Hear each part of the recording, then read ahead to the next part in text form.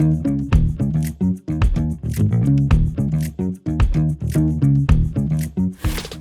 efendim, sormak isterdimin bugünkü konu sevgili dostum, çok eski arkadaşım Oral Özer. Hoş geldin Oral. Hoş bulduk. Çok teşekkür ederim. Çok zor getirdik. Haftalardır, aylardır. Oral hadi programa, Oral hadi programa. Abi geleceğim, dur abi şu işi halledeyim ve sonunda bugün burada.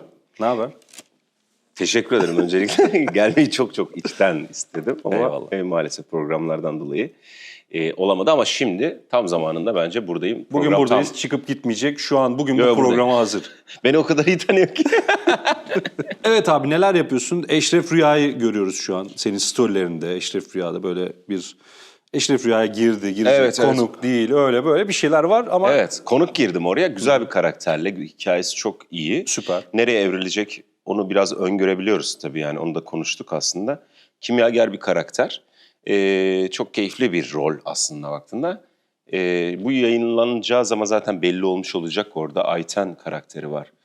Ahmet Rıfat Şungar'ın oynadığı karakterin yani onun sevdiği kadın, başından beri aradığı kadın, onun uğruna hapse düştüğü bir kadın. Onun kocası ama aynı zamanda bir kimyager. Cambridge Üniversitesi'nde okumuş. Sonra Boğaziçi'nde akademisyenken kafası atmış ve yasaklı madde üretmene girmeye başlamış. Böyle bir Breaking Bad Süper. Tarzı bir konusu var. Sen seversin karakterde. böyle. Çok severim. Rolleri de böyle. Çok severim. Yeni bir şey yaratabilecek, çılgın, Açık. deli. Evet. Değil mi? Evet. Umarım bakalım yani şu an güzel gidiyor. 4 bölüm çektik. Devam da edecek gibi görünüyor Süper. şu an. Açılacak yavaş yavaş karakterin hikayesi. İnşallah konukluktan daha uzun soluklu bir hikayeye Umarım. dönüşsün. Bence Ama olur. mafya dizisi biliyorsun yani. Kimsenin... Hikayeyi devam ettiremiyoruz. Karakterin hikayesi bitti Oral Bey falan. Abi çok iyi biliyoruz yani. Bugünün aslında günümüz endüstri olamadık. Bugün senden önce Kubilay abi vardı bugün çekimde. İşte bir hafta önce onu yayınlamış olacağız. Onunla da onu konuştuk yani. Piyasa, sektör maalesef. Çünkü endüstri olamadı. Bu yüzden de bu senaryo hikayelerinin ucu bucağı sonu belli olmayan bir keşmekeşlik içinde. Evet. Hangi işte Dexter'da mıydı? Çok ünlü bir senaristi yazıyor. Adama diyorlar işte bize bir iş yaz şöyle. Tamam diyor. Aylar sonra dönüyor. Tamam yazıyorum diyor. Tek şartım şu diyor. Ben 18. bölümü diyor yazdığımda diyor sete çıkabilirsiniz diyor. Çok iyi. Sanayileşmiş bir şey var. CV'ne yazsan çok garip kaçacak. Bu programın olmazsa olmazı bu. Ama insanların aa diyeceği ama senin yapmaktan veya sende sahip olmaktan gurur duyduğun bir Yemek özelliği. yapmak. Yemek yapmak. Evet. Neler yapıyorsun? Her şey. Böyle Antakyalıyım biliyorsun. Evet. Antakyalı olduğum için. Turnelerimizde Antakya'da bizi gezdirdi Oral. Çok keyifli Evet, zamanlar çok güzeldi. geçirdik O zaman orada. Antakya tabii depremde Biz 7 yıl olmamıştı. aynı oyunda oynadık Oral Özer'le. Evet. Oralara girmiyoruz. Evet. Yaşımız çıkacak falan. Hikayeler. Hikayeler. Güzel hikayelerdi. Güzel. Nasıl Bütün başladın? Türkiye'yi. Nasıl başladın tiyatroya? Tiyatroya nasıl başladım? Fikri nereden doğdu? Ben oyuncu olacağım. Yani o fikir aslında doğmadı ya. Bir şekilde kendi kendine böyle getirdi gibi bir şey. Biz Antakya'dan yani İskenderun'dan Ankara'ya taşındık. O dönemde de yapacak hiçbir şeyim yoktu Ankara'da. Sonra ablam edebiyat okuyordu Gazi Üniversitesi'nde. Onun arkadaşları tiyatro kulüplerine, özel tiyatrolarda çalışmalara falan giriyorlardı. Ben de artık boşluktan çok sıkılmıştım. Ben de gireyim ya falan demiştim. Öyle girip böyle çocuk oyunlarına falan başladım. Süper. Ama çok amatör yani gerçekten Kendiliğinden çocuklara gelişen bir izletilmemesi gereken işler yapıyorduk. Oradan sonra işte orada tabii bazı tiyatrocu abilerimizle tanışır olduk, hemhal olduk. Ama o durumlarda tabii böyle hani Google'dı bilmem neydi, nasıl çalışmam gerekiyordu, hangi tirada oynamam lazım onlar yok. Yani bir tane böyle hani bilen birini bulacaksın ve yapışacaksın ona böyle yapışman lazım. Ben ne oynayayım, ne yapayım bilmiyorsun ki. Remzi Kitabevi'nde geçiyordu hayatımız.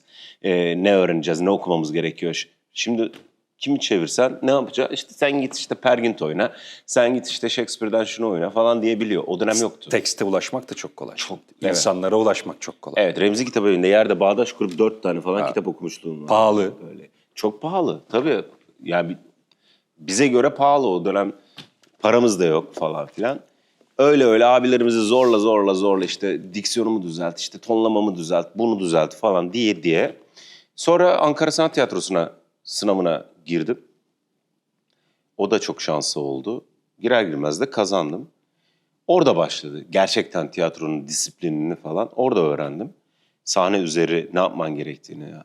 Bütün aslında kimliğim İskenderun'da doğmuş olmam, Hatay'da, Ankara'ya taşınır olmam. Her şey bir anda yıkıldı ve başka bir Oral gelişmeye yani başladı. Yani başka biri oldu. Tiyatro sayesinde. Tiyatro oyun için önemli benim için. Yoksa böyle hani çocukluğumdan beri aman tanrım ünlü olayım, televizyonlara çıkayım. O dönem bir de televizyona çıkmak tiyatrocular için şeydi. Ya böyle çok old school konuşuyorum ama yani gerçekten bizim dönemimiz çok ara bir dönem biliyorsun. Tukaka. Yani telefonsuz zamanları da gördük. Telefonlu ve şimdi artık AI'ya geçtik falan filan. Bizim için şey diyorlar, bizim nesil için. En eğitimli fakat bunun karşılığında maddi olarak kazancı en düşük nesil. Teknolojisizliği görmüş, interneti yakalamış, çevirmeli halini görmüş ve bugün işte AI'yi yakalayan çok üzülmesi bir nesil deniyor. Yani her şeyi gördü, her şeyi deneyimlemek zorunda kaldı. Evet, senin bu programda şey var. Hangi döneme gitmek istersin falan diye bir soru var. Bilmiyorum bana soracak mısın diye. Sorduğumuzu varsay. Birazdan çekersin. Hayır, ben bir yere gitmek için söylemiyorum. Şu çok acayip yani. Şu döneme gitmek istiyorum, o dönemi yaşamak istiyorum 1800'leri. Bu döneme ama bizim dönemimizde bundan 100 yıl sonra sorsalar o döneme gitmek istiyorum. Kimsenin kafasına denk gelmeyecek yani. Çünkü kumandasız televizyon gördük. Evet. Yani hani gidip basmalı. Tabii. O dönemi gördük. Cep telefonu yoktu. Şunları gördük falan. Evet. Yani bu döneme gideyim diyebilecek kimse 100 yıl sonra yok gibi geliyor yani. Yok, inanılmaz. Ama bu da başka bir vizyon katıyor bize galiba. Bizi her şeye uyumlanmak zorunda bıraktı. Evet, evet. Bu çok güzel bir şey. Hiçbir şey bizi demoralize etmiyor ya da hiçbir şey için negatif. Hep olur abi. Doğru. Ya tamam peki yaparız. Uyumlanıyoruz aslında yani, evet. Hep mecbur bırakıldık aslında. Doğru, çünkü her şey gelişiyor. Ben hala şu an yeni gelen şeyi asla yargılayarak bakmayarak onu öğrenmeye çalışıyorum. Diyor ki, çünkü mesela ablamlar falan tabii çocuk sahibi oldular. Benim çocukluk arkadaşım İskenderun'dakiler yani hani kesinlikle daha ya bilgisayarı kabul etmediler. Anlatabiliyor muyum? Yani hani hala tek parmak yazmalara girildi. Yani artık şimdi şöyle ekranda hareketler yapıyoruz böyle yani. Şu an ona geçtik yani gözlüklerle.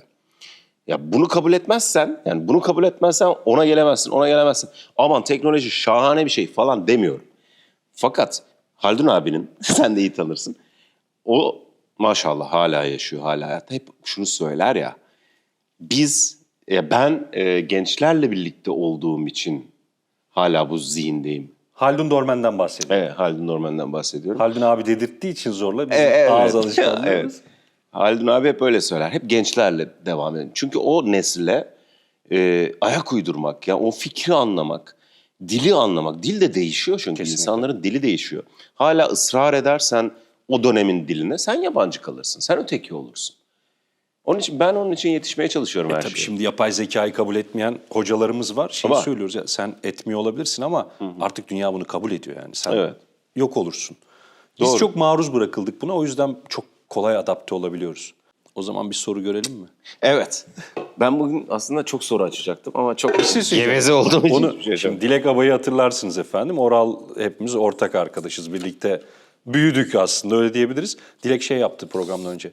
En çok soruyu kim çekti, en fazlasını ben çekeceğim diye oturdu oraya. Her zaman iddialıdır ama. Bir şeyler de iddialaşmayı çok sever. Yani. Çekti mi? Çekti. Onda mı rekor? diye sürekli soru çekti. En son ne zaman gerçekten çocuk gibi eğlendin? Sen her zaman eğlenirsin. Hemen her zaman dedi zaten. Sadece bir günü tekrar yaşama şansın olsa hangi günü seçerdin? Çok ciddi bir soru çok ama ciddi ya. Bir soru. Evet. Yani hangi günü seçerdim? Bilemedim, bu soruya cevap veremedim. Peki o soruyu ben şöyle vereyim. Tekrar oynamak isterdim dediğin rol hangisi? Tiyatroda.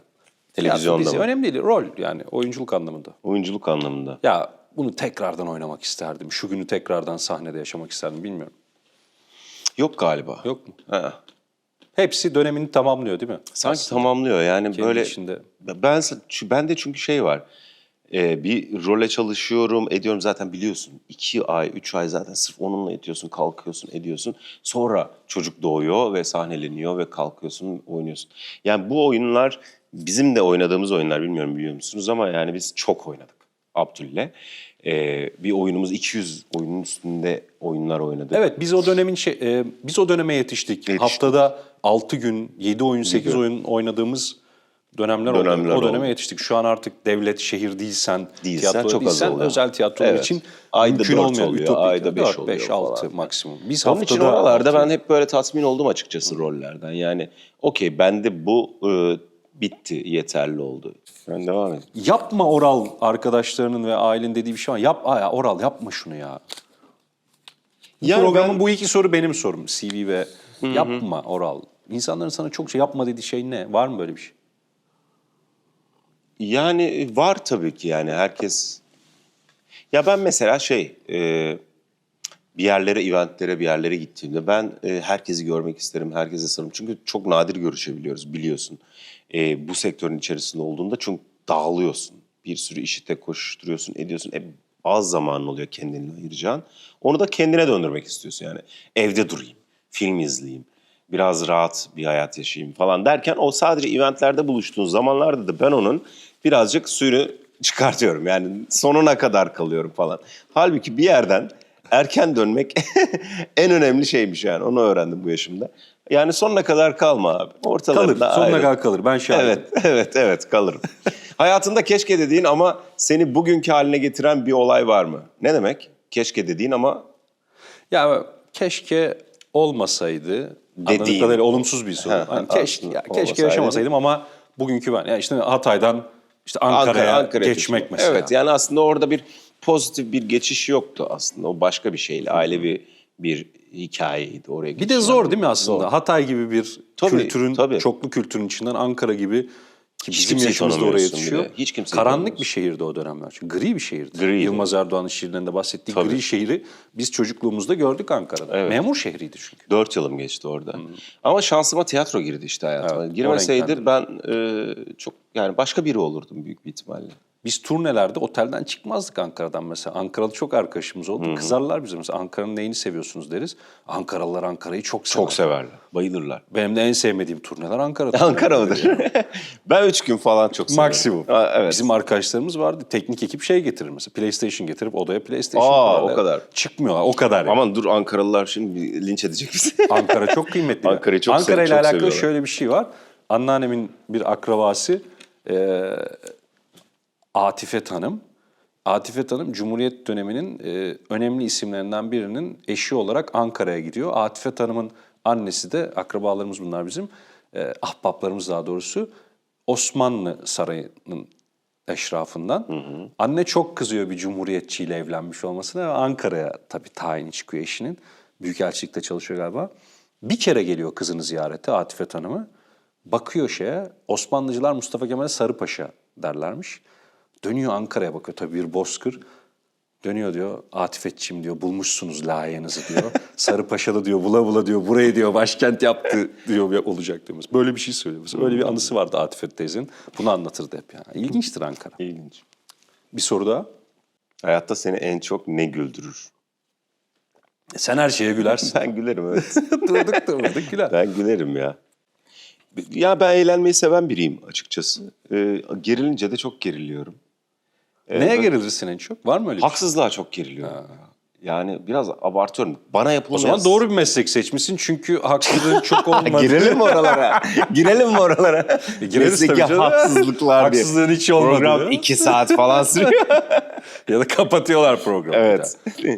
Yani evet, haksızlık bizim yani muhakkak hayatın içinde çok fazla olan şey ama bizim sektörde, bizim sektörümüzde, tiyatroda, dizide, sinemada çok fazla karşılaştığımız ve mücadele etmemiz gereken şey. Korkularının seni yönettiği bir anı hiç yaşadın mı?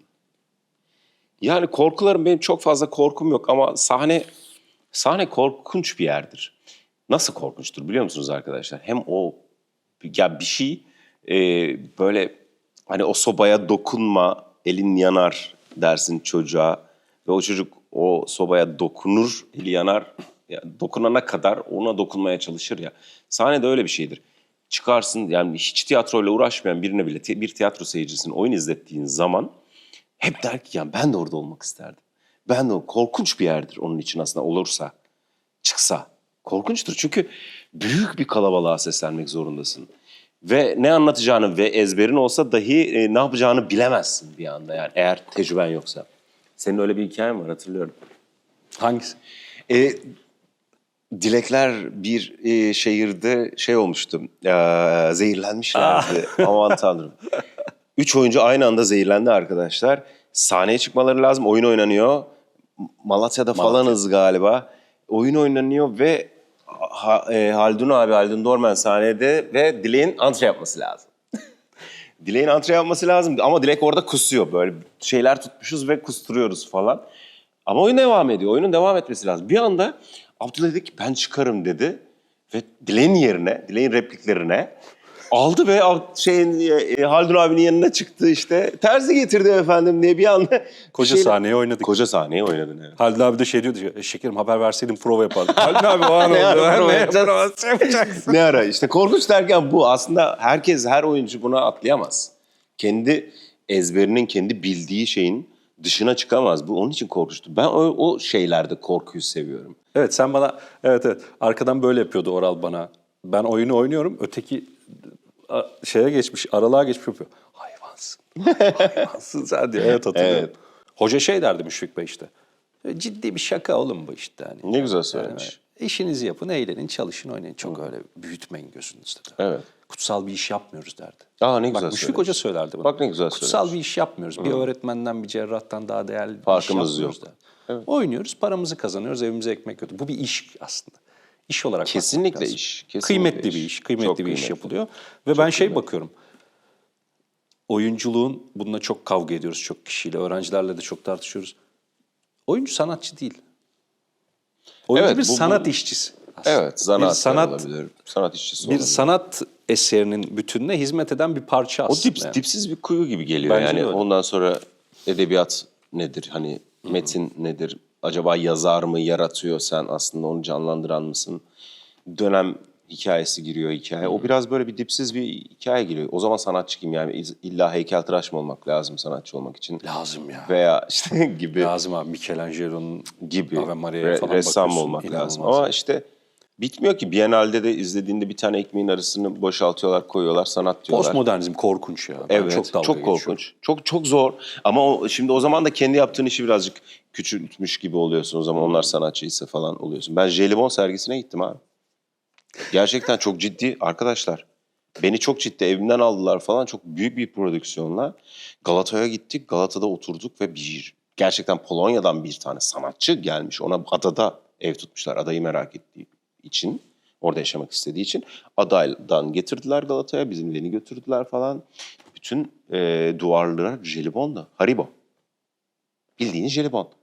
Coca-Cola'lı olanlardan mı ayıcıklılar Hepsinden mı? işte birazcık da işte insan vücudundaki uzuvlar falan filanlar var. Bilmem neler var.